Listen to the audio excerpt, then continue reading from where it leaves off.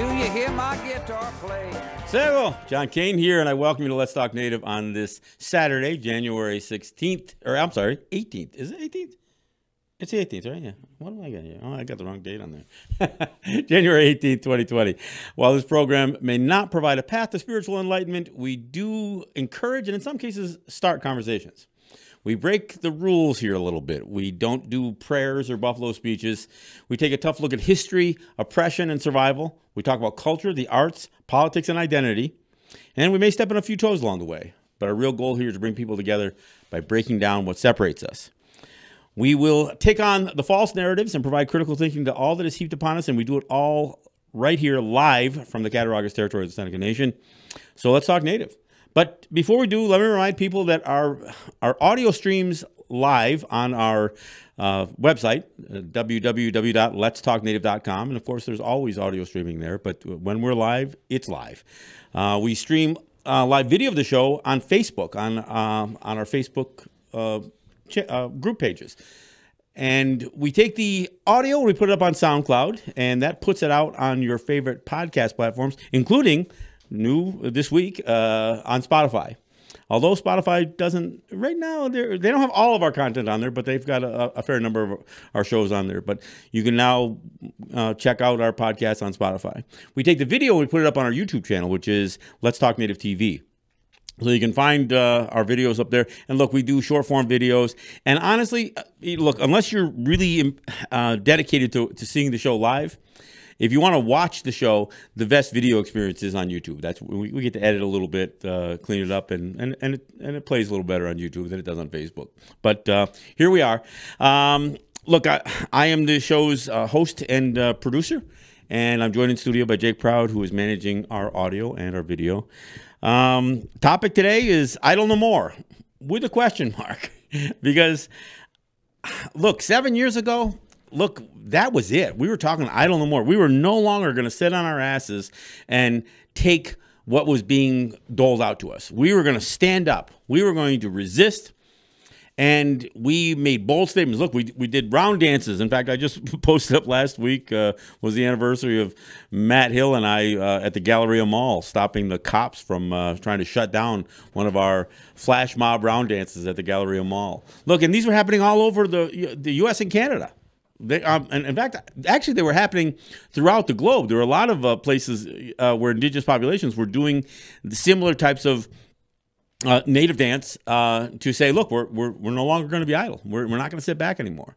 And this was a real movement. And in fact, it was such a movement that in Canada, they do these things. They call them these Macdonald-Laurier reports, and and they're usually some sort of topical political report on the status of things.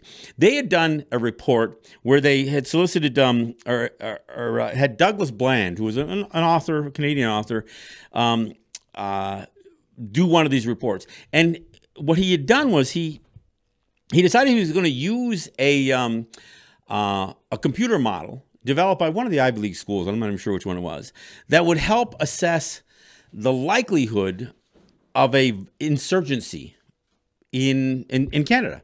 They said, is Canada now ripe for an insurgency? And of course, what they're talking about was with indigenous people, with native people. And so he used the computer model developed, plugged in all the information, which had to do with everything from demographics to the conditions that native people were living in, respective to the conditions that other people were living in on the Canadian side. A lot of the tensions that were going on, unemployment, age, a lot of the demographic information. Where we were located, so geographical information as well. And what Douglas Bland had come up with was yes, that there was a likelihood that Canada was vulnerable to an indigenous people's insurgency. Now, Idle No More was a big part of that because there was a groundswell movement that was happening.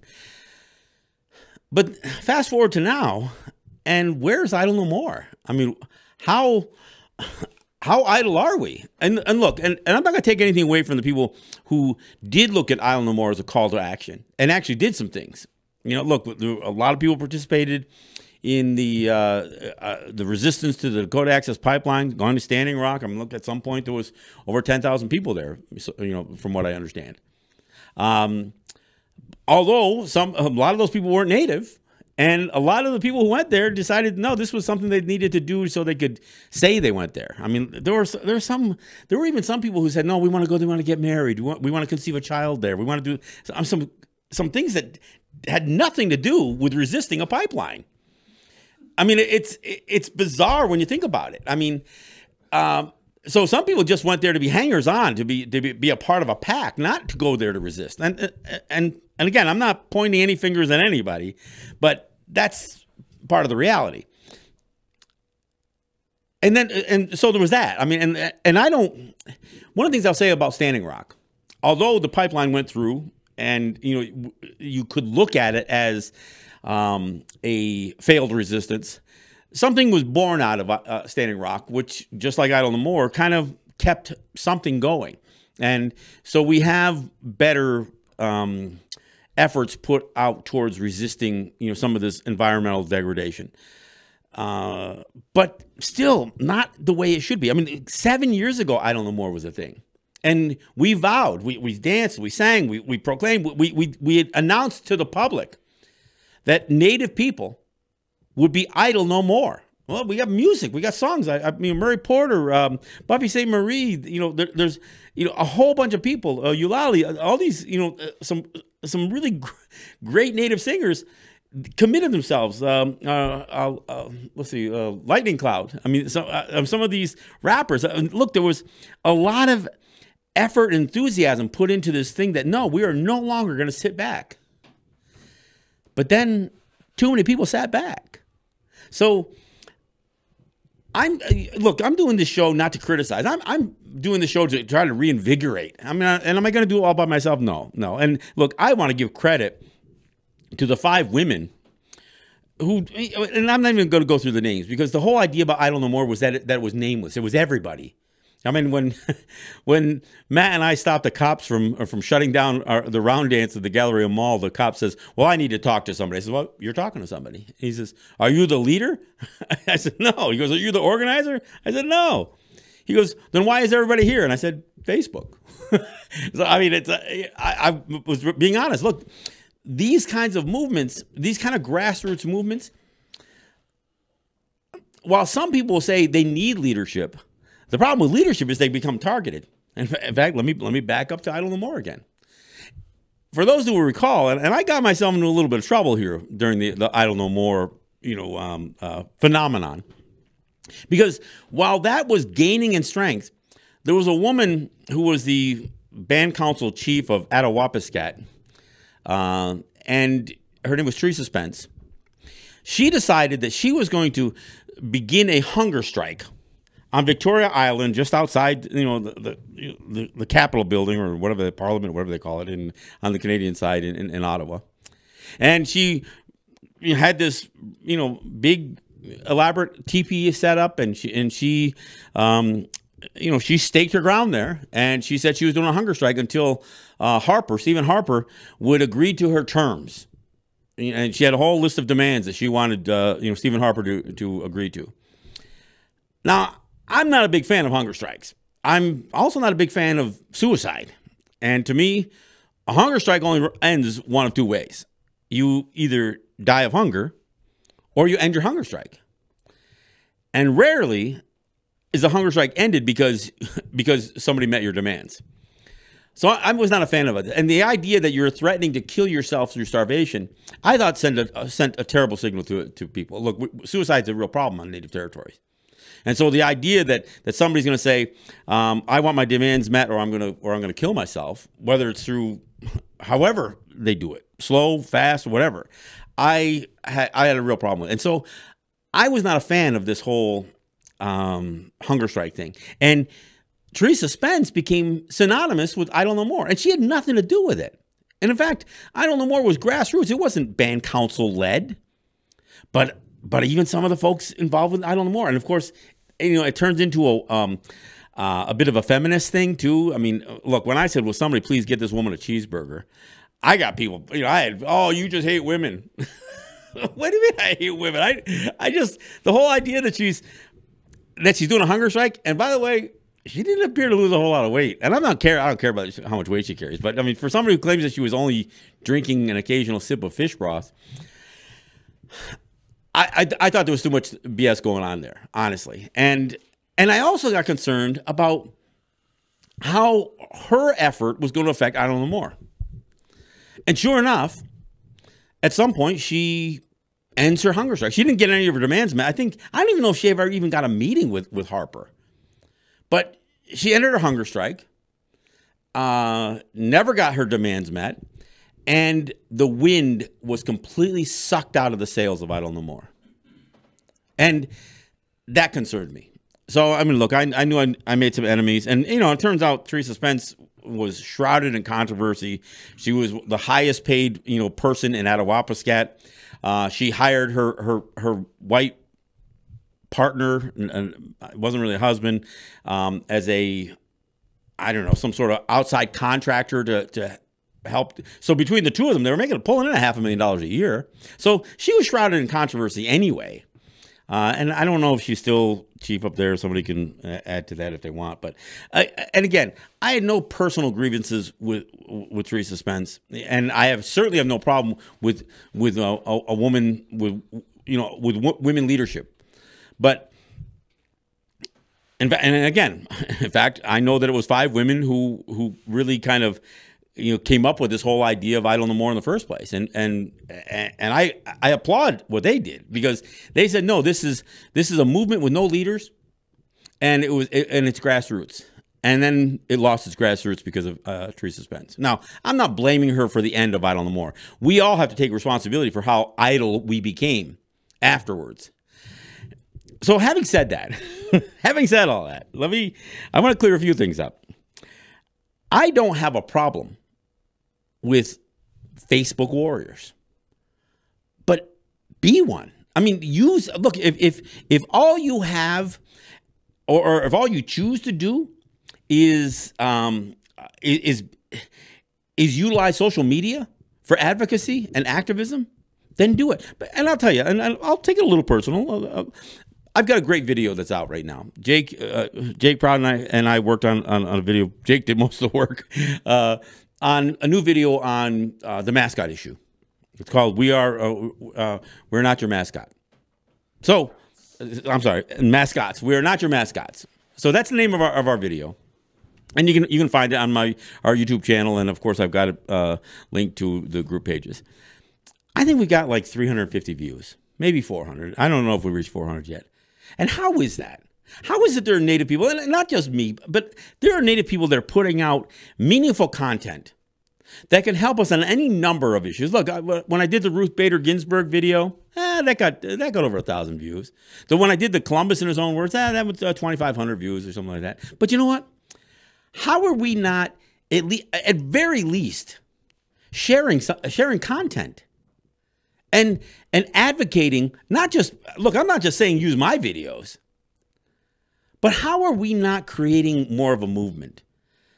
And there are people like myself, I mean, that are trying to come to you every single week. For me, twice a week here from Cattaraugus, and once a week in New York.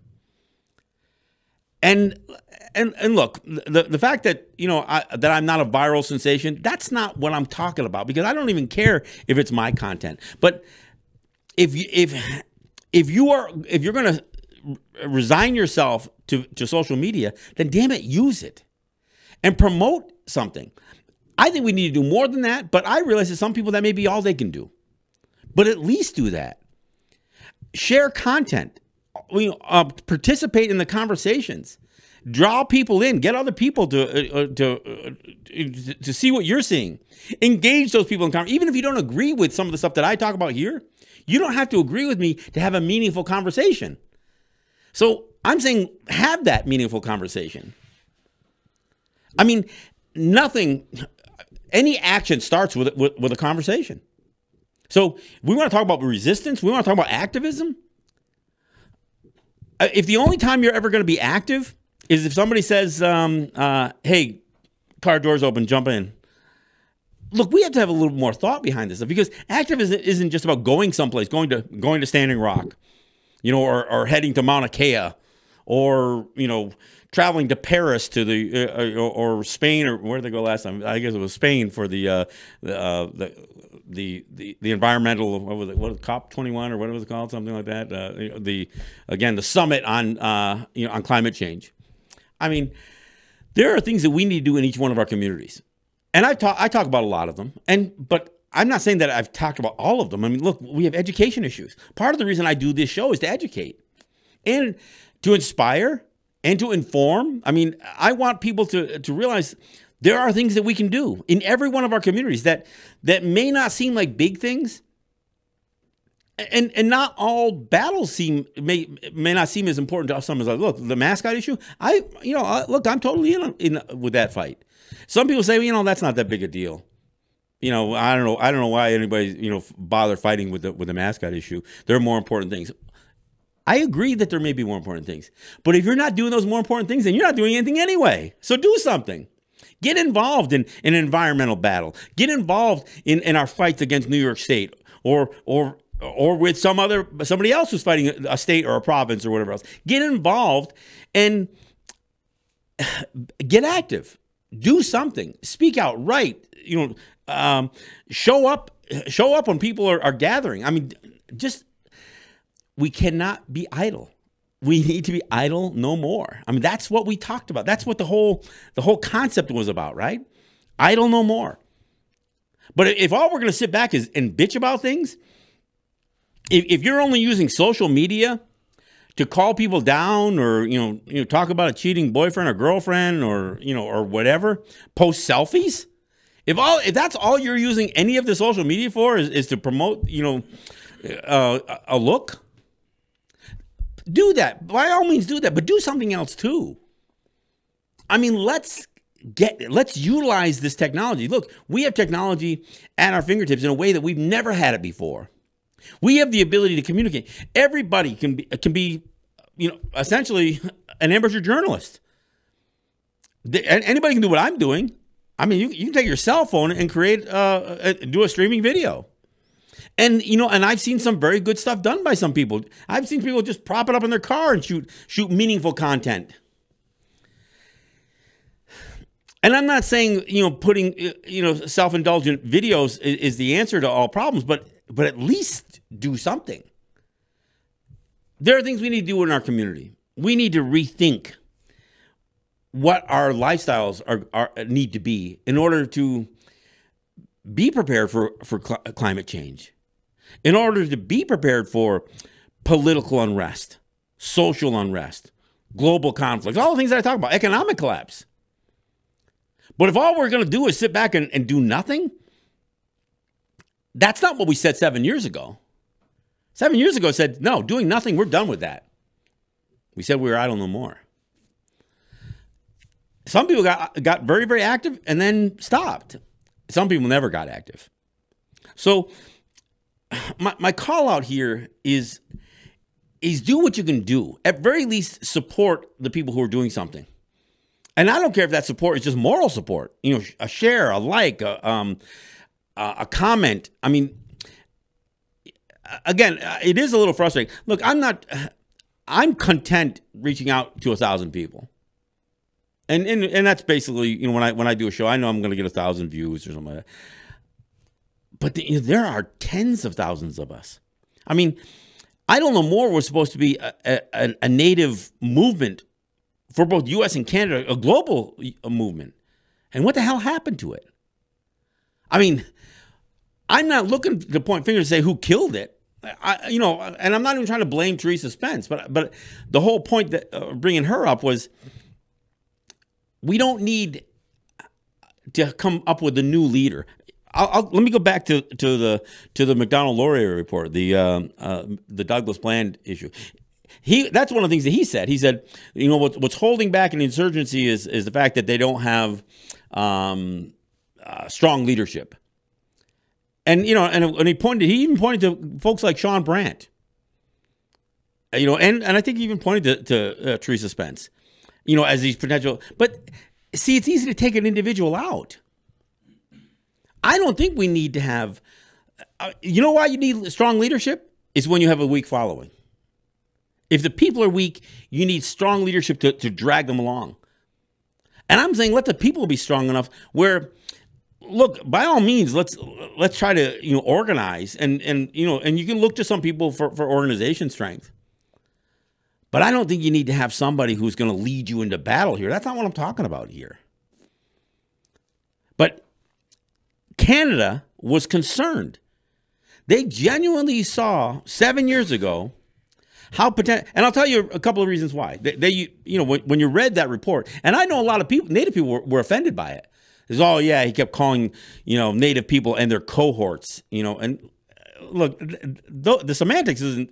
I was glad to hear the report. I was glad that Canada was concerned because I remember when Canada had the Mohawk Warrior Society and warrior societies in general listed as their number one or number two threat to national security. Now, look, I don't want to be called a terrorist or whatever else, but the idea that even before this report, they already had recognized that this sense of a sovereignty movement amongst Native people was a concern to them. And it was real. And again, here's part of the reason. Our people were living in poverty while people around us were living in affluence. We saw our resources stripped away, our land stripped away, authority over our land stripped away. And this is what Canada viewed. But it's the same on the U.S. side. And it's the same with Indigenous people from South America to Australia to Africa to everywhere. But specifically, they pointed to things like Canada's infrastructure is vulnerable because it's so sparsely located and unprotected. And Native people have all that stuff running through their backyards. They were concerned that Canada's infrastructure could literally be toppled by an Indigenous insurgency. I mean, and I'm not suggesting that we needed to take out their rail or their pipelines or their electrical or any of that stuff. But the fact that Canada was concerned about it and we did nothing and we didn't leverage their concerns or leverage this I don't know more movement to really accomplish anything or accomplish things in the way that we should have. The whole idea of I don't know more was simple. People become active. People get involved. I mean, missing and murdered Indigenous women is a bigger issue today than it was 7 years ago. Somebody got idle. Somebody's been resting. Now, I know that people have been pushing for truth and reconciliation commissions. Not a big fan, but at least that's something. I at least applaud people trying to do something there. So whether it's in residential schools issues or whether it's the missing and murdered Indigenous women issues, but how are so few of us involved in this stuff? How is it that we don't have a stronger movement to protect our women and children? And of course, how do we miss this idea that our culture was supposed to direct us to have concern for those faces we would never see? 7 generations. We say it as a trite expression. Oh, yeah, we believe in 7 generations. Well, do we know what that means? Are we really making a commitment? Because you can't be idle. You can't be sitting on your asses doing nothing and say that you're committed to 7 generations. Because, in much the same way that when I talk about racism, if you claim that you're not a racist, I'm sorry, even if you can make that argument that you're not racist, if you're not anti-racist, then you're not doing enough. If you claim that you support our environment and you want to you are concerned about climate change but do nothing, then that's not enough. You have to be active. If you are against racism, then you have to be actively against racism. You got to call it out. You got to at least challenge it where you see it. And you know what? If you really want to be active, you've got to look for it so you can challenge it. Because don't just wait until you've become uncomfortable because of racism I mean, not just because you were a victim, but even if you're witnessing it. If you're a white person and somebody comes up to you and tells you some racist joke, if you just uncomfortably laugh to get out of the situation, I'm sorry, you're a coward. At least tell somebody, I don't get it. Explain it to me. Make the joke teller uncomfortable. That may not seem like activism to you, but at least it's taking a stand on something. So, I hope you're getting what I'm saying here. There are any number of things that we can do in our communities, outside of our communities, how we engage people. You know, one of the things that, again, I hate to always promote, my buddy Matt Hill, but Matt used to take conversations that we had, whether it was in our meetings when we got together, whether it was stuff from the show, and when the opportunity came for him to confront somebody, I don't mean antagonistically, I don't mean physically confront, but if a conversation came, and this was really evident during the our battles over the mascot issue here in Western New York with Lancaster High School, because he happened to work with some of those guys. Some of those guys were really calling me down, but he didn't walk away from it. He'd at least try to have a civil conversation about the issue. And the more we are armed with information, the better we can. When you hear something that's wrong, you don't have to just say, "Man, that was terrible. I hate hearing stuff like that." No, you can say, "Do you mind if I talk to you? I mean, I overheard what you said, and you're missing some points here." I mean, these are simple, basic things we have. One of the things, look, obviously, I can sit here and promote all the things that I do. I do 2 shows a week here out of our own studio. I go to New York. I host events in New York once a month. And I've said it before. One of the things that I hear from people is, I had no idea. I didn't know anything about that. The callers who call into my New York show, time and time again, I hear the same thing. I was completely unaware of that. I didn't know about Mankato. I didn't know about residential schools. I didn't know about the fights that you're having with the governor of the state of New York. Didn't know the history. So, and history is a big part of this. Knowing what the foundation is of, what our experience has been, our historical experience has been, and what has brought us to where we're at now. That stuff is important. Because you can't even expect people to understand, what our resistance is about when we do resist, if they don't know what brought us to the place. But I'll tell you, it's not enough. When I hear people say, our existence is our resistance. No, it's not. No, it's not. I'm sorry. You just can't expect to be a Native person and say, well, because I'm Native, that's my resistance. No, sorry. That's not enough. It's just not enough. We got to do more. We've got to take our history, our hope for the future forward, because we're not winning this battle, folks. Again, I sometimes become a little bit, in touch with my mortality the older I get. I'm 60 years old. I thought we'd be farther along. I was inspired 7 years ago. I said, man, look at that. Native people are getting active. And then, not so much. Standing Rock. I had concerns about Standing Rock because I also saw, within within the movement, there were people who were undermining it, including the guy who hands the gun to Red Fawn and and takes wind out of sails. Dave Archambault. I thought this guy was part of the problem. Obama was the problem, and yet.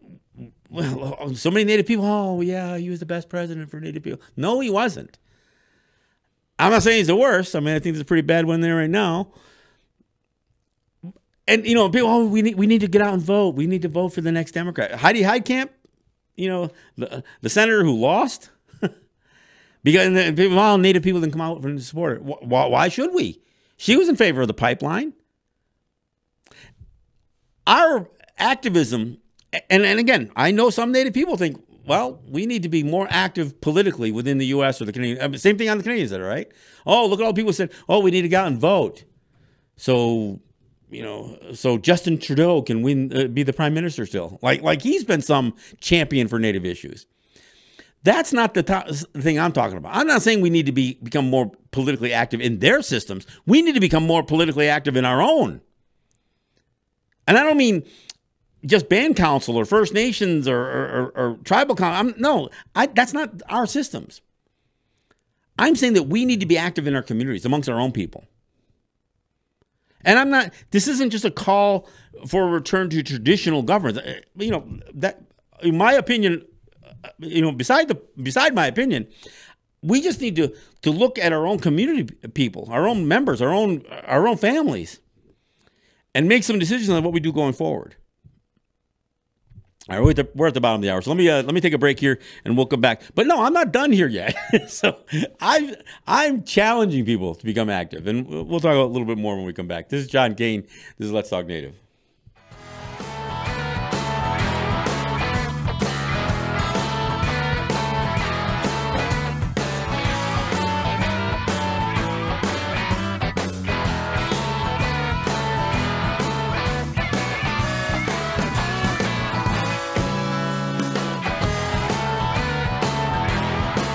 My dog will bite you. All right, my dog will bite you.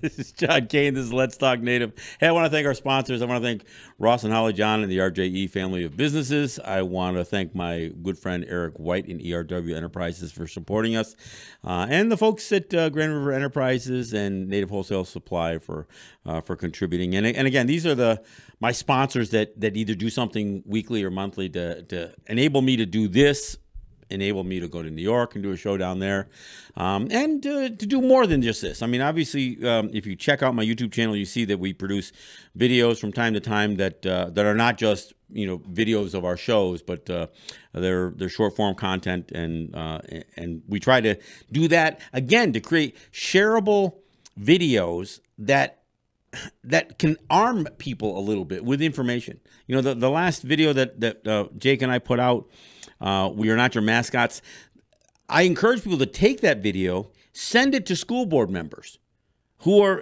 in some of these schools that are dealing with this mascot issue. I say take that video, send it to states like Connecticut, who there's a movement there to possibly pass a state law banning the use of native mascots. A few other states have done that.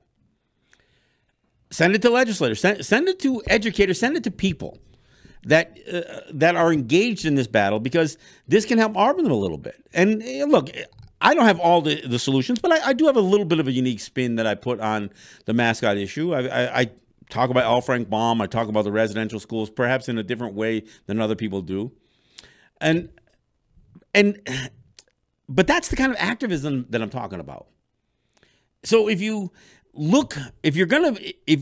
are reserved to just being on Facebook and being that, again, it's a phrase I've heard it said, Facebook warrior, then be so.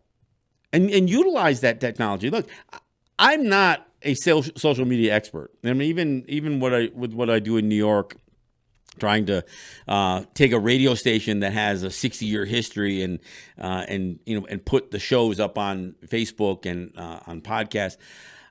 Look, I'm not a social media expert by any means, but I'm doing the best I can in that. But you folks that are out there, some of you are really good at this stuff. I mean, I know some of you guys are, know how to put up a meme that's going to get, 10,000 hits. I know some of you know how to put up a video that's going to get, tens of thousands of hits. Help get the word out. Help get the message out. That's what I'm saying here. In the wake of a movement that really had some solid momentum, I don't know more. I mean, look, I still got a bunch of T-shirts that my buddy Jesse Spring printed up. I don't know more, and we need to do it again. We need to get that message out, and not just say it. We need to do it.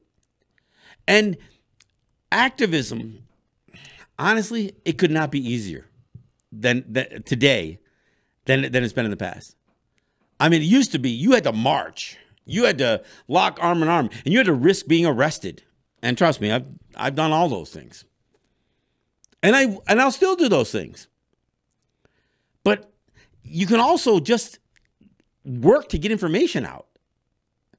I appreciate all the folks, not just the people who sponsor our shows here, but those of you who do share the video, who do share the content, who share the memes and the posts and use and those of you who use my group pages to share content. Well, I'm not crazy about when people try to share content that's not related to what the pages are about, Native issues. But if that's if that's all you're going to do, then do it. And do it in a way. Look, there is no reason we don't have huge Native group pages.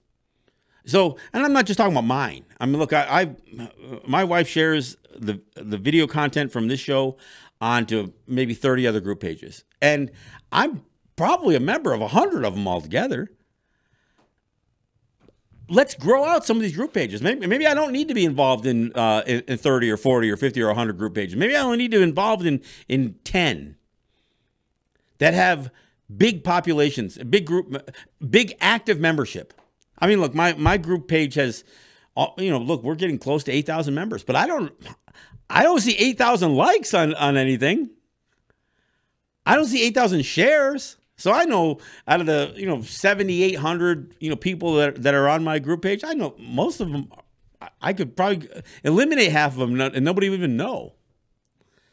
I've got 10 or 20 people who are really committed to the content that I put up, and then and I will get 1,000 views on a video.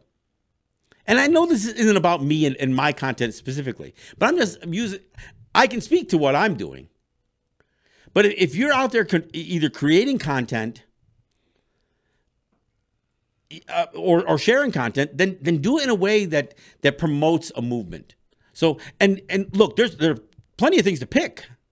I mean, the mascot issue is one issue. Missing and murdered Indigenous women, child abuse, youth suicide. Again, history. I mean, telling some accurate history, giving environmental resistance. Look, the most active people I know right now are the ones who are resisting pipelines in various places throughout North America, and frankly, the resistance in South America and other places where people are saying no, we're pushing back against development, and some places it's much more dangerous than others. And you know what? The more people we have involved, the less burden gets heaped on a few individuals. I'll tell you, and obviously another way people can help is just by funding those people who are doing stuff. I mean, dig in your pockets a little bit. Make a contribution to somebody. And I'm not just saying that to Let's Talk Native here, although you can. I'm not saying don't contribute to us, but I'm saying contribute to something. And be careful. I mean, look, there's a lot of scams out there. Crowdsource funding pages that never go to where they need to go. But be an activist. Be an activist. Be idle no more. That's my message here, and that's why I wanted to do this show. I know that there are some people doing some really good work in places there, and whether you are native in an urban environment, or whether you're in the remote places that are oftentimes associated, like the Douglas Bland said, to some of this infrastructure that's may seem like it's out of it's in out of the way places. Well, it isn't out of the way places if it's our territories that are affected by it. The reason that Standing Rock became what it became was because the decision maker said, we're not going to run this thing near white populations. We're going to run these pipelines near native populations because they matter less. Their populations are smaller, less human impact. So our territory, our lands, and our people, our lands become sacrifice zones, and we become the risk worth taking. And of course, it doesn't just stop with us. I mean, the crazy part about Standing Rock is there's millions of people that were downstream. The first people who would have been impacted were the Lakota. I mean, And I will applaud those people who do step up. Look, here in Seneca Territory, those guys who went to Coudersport and fought against hydrofracking fluids being dumped into wastewater treatment that would have been essentially some of the headwaters for the Allegheny River.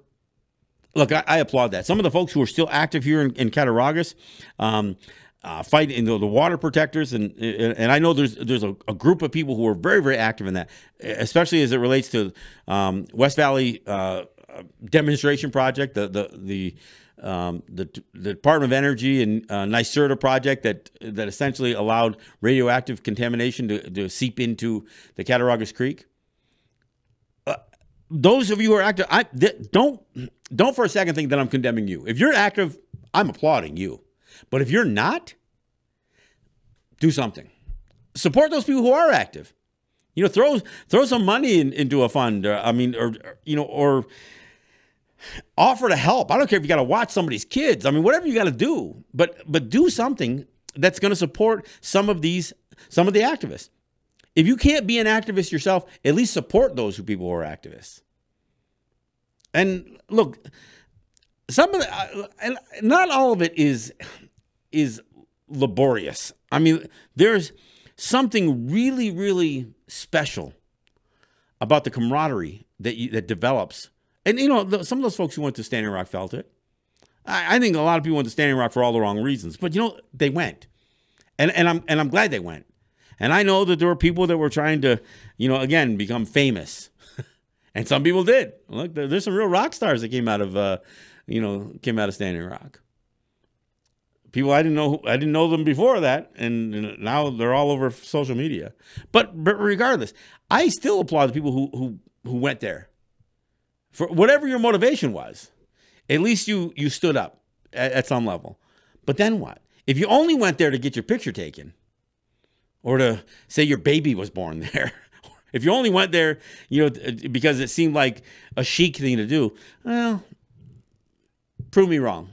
Prove me wrong by the next thing that you do, not the last thing you did. Because, you know, the last thing you did, you know, I hate to be one of those, well, what have you done for me lately? Well, what have you done to not be idle lately? What have you done lately? I guess that's the question. You know, and look, when I was younger, I felt like I had a lot of time to fight. And I felt like I had a lot of fight in me. And I still feel like I got some fight in me. And I still think I got time left. But I'll tell you, when I look around me and I realize, man, I've got fewer and fewer people that are willing to, you know, or that I can even stand beside. And I'm not looking to be the leader here. I'll stand with it. I'll stand with people. And at very least, I'm going to promote through what I've created here with my LTN studios and carving out a spot in New York City radio. I'll do what I can to promote and continue to do it with, you know, our group pages and, you know, our presence on Twitter and, you know, Instagram and, you know, Facebook, all of it. But I'll also show up. And those of you who know me know that I will. But we can't leave it on a few individuals. You know, I want to be part of a crowd. I'm a crowd that's fighting for something. So that's what I'm asking. So this show is about, yeah, maybe it seems a little condemning. But like I said, 7 years ago, man, there was a movement. There was a movement that scared Canada. And I'll tell you, when we showed up in those malls with 200, 300, 500, 1,000, I mean, look, there were some huge round dances, flash mob round dances in some of the Mall of America up in Minnesota. I mean, some of these places on the Canadian side, I mean, and of course, in some places, people were arrested. Look, there are worse things that could happen than get arrested. Don't let my wife know I said that. When I stopped those cops from shutting down a round dance here in Galleria Mall, my wife, like I said, she spun it back on me. She goes, "You know you don't get arrested on a Friday." Well, I didn't get arrested, but there are worse things than getting arrested for protesting. You know, most of the time it's a slap on the hand. It's not that big a deal. And I'm not asking for anybody to fight. knock down, drag out, or I'm certainly not asking anybody to hurt anybody. But sometimes, and the one thing that I did demonstrate, at least at the Galleria Mall, is you can physically resist if you know how to do it. If you can balance your physical resistance with diplomacy. I'm not recommending that everybody try it. And in fact, if the same thing happened tomorrow, don't know that I would do exactly the same thing. But you have to measure the situation. You have to weigh it out. But we need to do more. We need to do more. And I know that there were people inspired 7 years ago, even by Matt and I. Nobody asked us to go there and protect the singers and the drummers there. We just responded spontaneously to the situation. And you know what? We accomplished something that night. But the 500 people who were there dancing, I don't know what they did the next day. I don't know what they did with their I Don't Know More signs and their flags that they were carrying. I don't know what they did. I saw some people a few days later at a Bandits game, and then a lot of high fives and that kind of stuff. But did any of those people remain I Don't Know More? I don't know. And we've lost a few people. I mean, for those of us who've been involved in the struggle, in the cause, as sometimes it's called, for many years, we know that, man, some of the most devoted people that we've stood beside, some of them are gone. And every year, we know that some of us are aging out.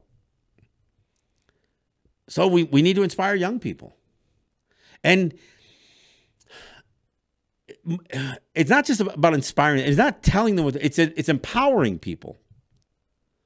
And look, and the idea of empowering people is not just scary to a state or to the federal government. Sometimes it's scary to so-called native leadership, as it should be. Because empowering the youth, empowering the people who we better empower them, because they're going to have to look after us someday. Not just changing our bedpans, but they're going to have to be looking after us at some point. And what we do today is supposed to be preparing for them and the future generations. That's what we're supposed to be doing. You cannot, as I said earlier, you cannot claim to be living with this philosophy of 7 generations and be idle. Because that's not how it works. We have to step up. Can we stop climate change? No, probably not. And I'm not throwing the towel in. I'm just saying, but at very least we need to prepare for it. And what are we doing? We need to prepare for this kind of thing. And I've said it before. We've got climate change. We've got economic collapse. We've got social unrest, political unrest, global conflicts. These are the things that are happening in spite of us. And in some ways, we contribute to some of that.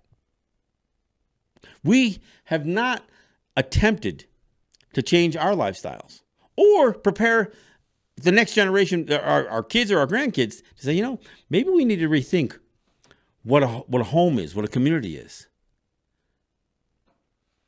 And look, there are some of us who try to do so many things that we actually don't accomplish anything because we spread ourselves too thin. And I'm guilty of that. I've got a tiny home project I got started in my backyard. I haven't finished it yet. Built a studio, trying to reach out as many people as I possibly can. And I'm not having the success in reaching out as much as I'd like. So do I have to rethink how I do this? And I'm not stopping. I mean, don't get me wrong. Quit isn't in the language here. But I'm looking for help. So when I'm looking to folks, look, I'm not just looking for help doing what I do. I mean, to help me do what I do. I'm saying, look, I've got a studio here. Anybody who wants some help in creating a podcast or creating a show or doing anything else, I'd love to help you. But there has to be people active. And you've got to have content. This isn't about promoting self here. You know, what I'm trying to do here is essentially create a brand. Let's Talk Native as a brand. I'm not trying to create John Kane as a brand, but there has to be a conversation. And the reason the name of my show is Let's Talk Native, and I put that ... after it, because I'm saying let's talk Native future. Let's talk Native children. Let's talk Native economy. Let's talk Native environment. Let's talk Native philosophy. All of it, art, culture, all of it. Language. And if somebody says, you know, he doesn't cover this, he doesn't cover that, then you know what? Make the suggestion. Drop me a line. Say, hey, would you be interested in talking about this? Would you mind if I came visited you and sat with you on mic? No, absolutely not. I would love to have more people participate in what I'm doing here and encourage you to do what I'm doing. That's the work, right? And that's what I'm asking for people to do, is to become active. And look, not all activism is life-threatening. And in fact, when I hear people say, "Oh, I got a cause that I'm willing to die for," I don't even want to hear that. I want to hear people say, "I got a cause that I'm willing to live for. I want to dedicate my life to it, not give up my life for it, but dedicate my life to it." That's what we need. We need more people dedicated. Mostly dedicated to our young people. Dedicated to giving them the tools, to empowering our young people to do what we didn't accomplish. I'm 60 years old. I didn't get as much done in that 60 years as I hoped. But I still have a significant amount of time that I can help the ones to carry the ball farther than we did. So that's what I'm asking. That's the idle no more that I'm looking for. And I'm not saying, and I don't have it all worked out. I don't have say that this is right and this is wrong. Like I said, we've got a lot of issues, Native issues, global issues that we can commit ourselves to. And we don't have to even commit ourselves to just one. Again, when I hear people say, yeah, why do you spend so much time on the mascot issue? It's not an exclusive effort. I can fight the mascot issue and fight environmental issues at the same time. I can talk about battling the state over taxation or about our economy, and I will. I mean, there's always a fight going on. Why? Because the effort is to end our existence as distinct people. That's really what we're up against, and we really are up against it. You know, as I speak here, there's an effort to still kill the tobacco economy that supports many Native jobs and much of the Native economy. There's still an effort by the state to take another $1 billion out of Seneca gaming, and not just in New York State. Much of this is happening, throughout Turtle Island. There's an effort on the Canadian side to turn every Native territory into a Canadian municipality, and you know what? There's Native support for it. So much of the activism that I'm asking, some of it is being active in our own communities to change their minds. Look, I talked a lot about the Hawaiian issues. When they had open hearings or public hearings about turning Native Hawaiians into an Indian tribe, people came out, and there was like 15 of these meetings, maybe more. I don't remember off the top of my head, all over the islands. And they even had some on the continent side, hosted in various places for these Hawaiian civic organizations. And the overwhelming majority of people who came out said, no, we don't want to be an Indian tribe. That wasn't a reflection on us. It was a reflection on what has happened to us at the hands of the United States.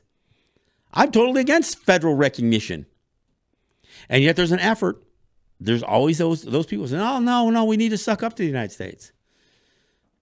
And I see it not just in tribes and tribal organizations. The National Congress of the American Indian. Some of those people, some of those folks, and the leadership in particular, are so hell-bent on sucking up to the United States that they wouldn't know how to fight for sovereignty if they had to. And they have to. look, we need to come to one mind in our communities about our existence, our future. Almost every one of the problems that we face, suicide, missing and murdered Indigenous women, substance abuse, depression, is tied to our lack of hope, our lack of any prospects for the future of our people. When we tell our kids, oh, you need to go out and you need to get educated, you need to go to college, you need to go to university, you need to get your master's degree, you need to get your PhD. To do what? To be indoctrinated? I don't know that going off and getting that education is what's needed to serve our people. Because if those institutions had solutions, then where the hell are they? I'm not condemning getting education. But we better go there with a sense of identity that is strong enough not to be erased by people we're going to admire as these academics, as these educators. The amount of people who still don't even know what the definition of racism is pretty incredible to me. We've got a lot of work to do. There's plenty to do. There's just no time to be idle. I want to thank you for listening. And let's be idle no more. Again. This is John Kane. This is Let's Talk Native. Yahweh.